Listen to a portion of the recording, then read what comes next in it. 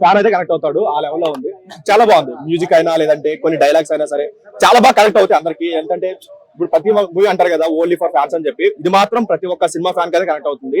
చాలా బాగా అనిపించింది అన్న, చాలా బాగుంది. ఎమోషనల్ గా డెఫినెట్ గా బ్యాక్ అనుకోవచ్చు. ఎందుకంటే ఒక మంచి స్టోరీ తీసుకున్నారు, అందరికి కనెక్ట్ అయ్యే స్టోరీ తీసుకున్నారు కాబట్టి అందరికి కనెక్ట్ అవుతుంది. ఒక మంచి హిట్ అయితే చేస్తారు. మెయిన్ గా చెప్పుకోవాల్సింది ఏంటంటే మూవీలో ఒక సీన్ ఉంటుంది, ఒక రామాయణం గురించి ఎక్స్ప్లెయిన్ చేసే ఒక సీన్ ఉంటుంది. అది ఒక్కటి చాలు సినిమా ఎంత పెద్ద బ్లాక్ బస్టర్ చెప్పుకోవడానికి.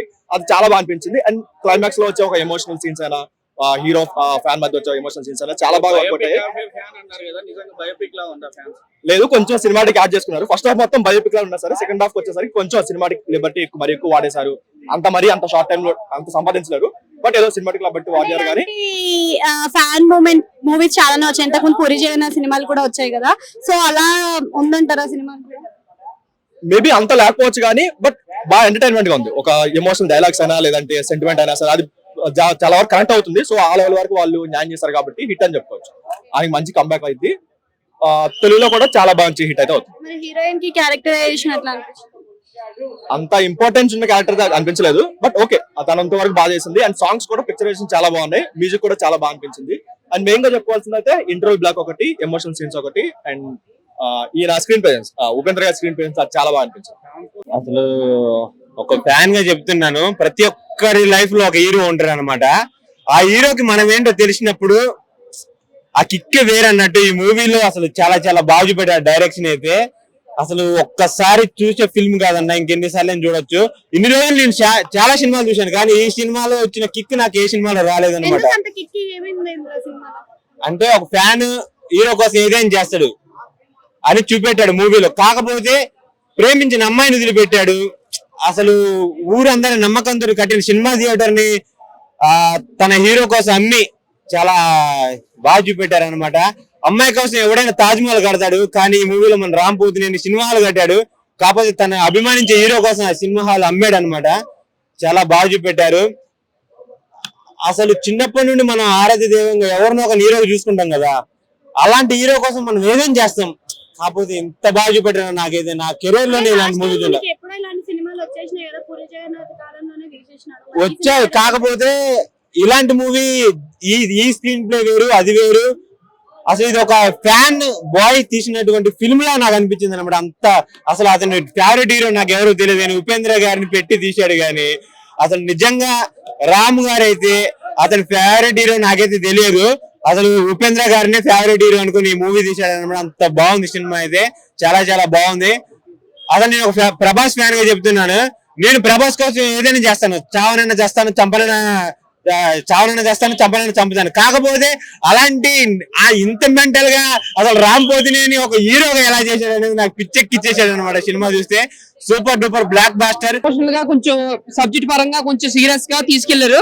క్లైమాక్స్ కొంచెం ఎమోషన్ చేశారు. అంటే ఒక హీరో మన వల్ల అనేది ఒక ఏదో మెసేజ్ ఇవ్వాలనుకున్నారు. బట్ ఓకే, అది అక్కడ కనెక్ట్ అవుతుంది, కొంతమంది కనెక్ట్ కాదు. బట్ సినిమా పరంగా అయితే మాత్రం ఒక సెకండ్ హాఫ్ అయితే బాగుందన్న. బట్ ఫస్ట్ హాఫ్ కొంచెం బోరింగ్ అనిపించింది. బట్ బ్యాక్గ్రౌండ్ స్కోర్, సాంగ్స్ మాత్రం చాలా బాగుంది సినిమాలో. అంటే 25 బ్యాక్గ్రౌండ్ కొట్టేమన్నారు సినిమాకి, బట్ అందులో మాకు 4-5 చాలా బాగా నచ్చింది. ఫస్ట్ హాఫ్ మాత్రం ఒక సీన్స్ పరంగా కావచ్చు, మన హీరోయిన్ పేరు భాగ్యశ్రీ గ్లామరస్ కావచ్చు, లేదా కెమిస్ట్రీ కావచ్చు, కొంచెం బోరింగ్ గా అనిపించింది. కానీ సెకండ్ హాఫ్ అన్న సినిమాతో కూడా, అంటే సెకండ్ హాఫ్ కోసం ఫస్ట్ హాఫ్ చూడాలా అంటే అది పబ్లిక్ ఇష్టం అది. But first half boring, second half మాత్రం బాగుంది, ఎమోషనల్ గా ఉంది. క్లైమాక్స్ కూడా కొంచెం సీరియస్ గా, కొంచెం కనెక్టింగ్ గా, ఎమోషనల్ గా తీసుకెళ్లారు. బట్ ఓకే, ముఖ్యంగా సత్య గారి కామెడీ కూడా చాలా బాగుంది సినిమాలో. అంటే సెకండ్ హాఫ్ అన్ని సెకండ్ హాఫ్ లోనే వస్తాయి. ఏదైనా మనలో కూడా సెకండ్ హాఫ్ బ్యాక్గ్రౌండ్ బాగుంటది, ఆ సీన్ కంటెంట్ ఉంటుంది, ఒక సీన్ సీరియస్ గా వెళ్తుంది, సినిమా మన ఆలోచింపు చేస్తుంది, ఏది సిల్లీగా కాకుండా సరే ఈ లీల్ ఉంటది. ఫస్ట్ హాఫ్ అంతా ఏంటంటే కొంచెం లాజిక్ లెస్ సీన్స్, కొంచెం ఆ బోరింగ్ గా, చాలా స్లోగా, అప్పుడే లవ్, అప్పుడే పాట, అప్పుడే ఫైట్, అలా బోరింగ్ గా రొటీన్ గా తీసుకెళ్లారు. బట్ సెకండ్ హాఫ్ వచ్చేప్పటికి ఏంటంటే ఒక కంటెంట్, ఒక స్క్రీన్ ప్లే చాలా గ్రిప్పింగ్ గా తీసుకెళ్లారు, బాగుంది. సెకండ్ హాఫ్ అయితే బాగుంది. బట్ సినిమా ఎంత వరకు వెళ్తుంది అనేది మనకు తెలియదు అన్న. ఓవరాల్ గా చూసుకుంటే సెకండ్ హాఫ్ అయితే బాగుంది, బోర్ కొట్టలేదు. బట్ ఫస్ట్ హాఫ్ మా హీరోకి నేను ఏదో చేద్దాం, ఇప్పుడు చేద్దాం వరకు అన్ని సమకూర్చేసుకున్నాడు, మనం చేయడం చేయలేదు. కాబట్టి ప్రతి ఒక్కరికి అందంగా నచ్చింది సినిమా. సినిమాలో ఉపేంద్ర గారిని పెట్టుకున్నాం. మన దగ్గర ఎంతో మంది స్టార్లు ఉన్నారు, పెద్ద హీరోలు, 90s హీరోలు. వాళ్ళు ఎవరినే కాదని ఉపేంద్ర గారిని తీసుకోవడం కరెక్టేనా? బాలకృష్ణ గారిని, చిరంజీవి గారిని, నాగార్జున గారిని, వెంకటేష్ గారిని పెట్టడానికి రైట్స్ ఉన్నాయి. కానీ అలా పెడితే ఫ్యాన్ వార్ అయిపోతుంది కాబట్టి డైరెక్టర్ మహేష్ గారు చాలా బాగా ఆలోచించి పక్క రాష్ట్రం నుంచి ఒక హీరోని తెచ్చి పెడితే ఉపేంద్ర గారు అంటే అందరికి ఇష్టమే. ప్రతి టాలీవుడ్ బాలీవుడ్ హాలీవుడ్ కోలీవుడ్ ప్రతి ఒక్కరు నచ్చుతారు. ఉపేంద్ర గారు క్యారెక్టర్ బాగుంటుంది, ఆయన తెచ్చి పెట్టుకోవడం చాలా బాగా మంచి పని చేశారు. అంటే రామ్ పోతినేని ఈస్ బ్యాక్ అనుకోవచ్చా మరి ఈ సినిమా? బ్రహ్మాండంగా ఈ సినిమా అయితే రామ్ పోతినేని గారికి ఒక మంచి సూపర్ హిట్ అని చెప్పుకోవచ్చు. కంబ్యాక్ ఇచ్చాడు. గతంలో సినిమాలతో పోల్చుకోవద్దు. సినిమాని చాలా క్యూట్ గా అందంగా పర్ఫార్మెన్స్ చేశాడు. ఆ 2-3 సాంగ్లు అయితే చెప్పవసరం లేదు, చాలా బాగున్నాయి. ఇంకా సన్నివేశాలు అయితే ఎమోషన్ సీన్ అయితే గుండెకి ఆకట్టుకున్నాయి నిజంగా. లాస్ట్ థియేటర్ సీన్ అయితే చెప్పవసరం లేదు. కానీ ఒక్కటి మాత్రం బాగా చెప్తాను, హీరోయిన్ కొట్టినప్పుడు హీరో ఇచ్చే రియాక్షన్ మామూలుగా లేదప్ప, ఎక్స్ట్రాడినరీ చేసాడు. ఓకే, సినిమా అయితే చాలా బాగుంది. అన్ని వర్గాలకి మెచ్చే సినిమా కాబట్టి అవుట్ ఆఫ్ 5 రేటింగ్ ఖచ్చితంగా 3 వరకు ఇవ్వచ్చు. రామ్ గారు ఒక సూపర్ హిట్ పడిందని నేను చెప్పుకున్నాను. Thank you. గుడ్. కంప్లీట్లీ అంటే ఫుల్ హిట్ అని చెప్పలేము, but it's a decent watch. Ram గారి గురించి రామ్ గారి గురించి అంటే మన రామ్ గారి గురించి ఇది కంబ్యాక్ అని చెప్పలేము, బట్ ఒక కొత్త ఎక్స్పెరిమెంట్ అయితే చేశారు ఆయన.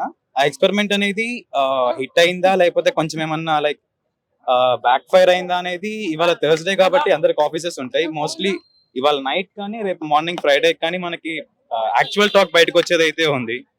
అంటే ఈరోజు ఫేక్ వస్తుంది అంటారా? బాగుంది కదా, బిజినెస్ మ్యాన్ రిలీజ్ అవుతుంది కదా, దానికి వెళ్తారా? అంటే అది మనం చెప్పలేమండి, లైక్ ఆడియన్స్ ఏస్ చూస్ చేసుకుంటారని చెప్పేసి. It's up to their choice. Okay, highlight points అంటే ఏం చెప్తారు? హైలైట్ పాయింట్స్ అంటే మీకు పేషెన్స్ అయితే చాలా ఉండాలండి. ఫస్ట్ హాఫ్ మొత్తం మీరు పేషెన్స్ గా చాలా సేపు కూర్చోవాల్సి వస్తుంది, అండ్ లిటరలీ చాలా స్లో పేస్ గా నడిచింది. బట్ సెకండ్ హాఫ్ మాత్రం ఇట్స్ ఓకే. పేషెన్స్ కి కొంచెం వాల్యూ అని చెప్పలేను, బట్ మనీకి కొంచెం పెట్టుకున్నట్లు ఉంటది బాగా. మరి హీరో గారికి 3 కోట్లు ఎందుకు తక్కువ పడ్డాయి? హీరో గారికి 3 కోట్లు ఎందుకు తక్కువ పడ్డాయి అంటే ఏమో, నాకైతే ఆ 3 కోట్లు నిజంగా తప్పు ఉంది. నాకైతే అది నాకు దొరుకుంటే ఇంకా బాగుంటది అనిపిస్తుంది నాకు. బట్ ఉపేంద్ర గారిది అయితే ఆయన సినిమా మొత్తం లేరు, బట్ మెయిన్ పాయింట్ గా ఆయనది నడిచింది కాబట్టి ఆయన డ్రెస్సింగ్ సెన్స్ అయితే బాగుంది. ఆయన కాస్ట్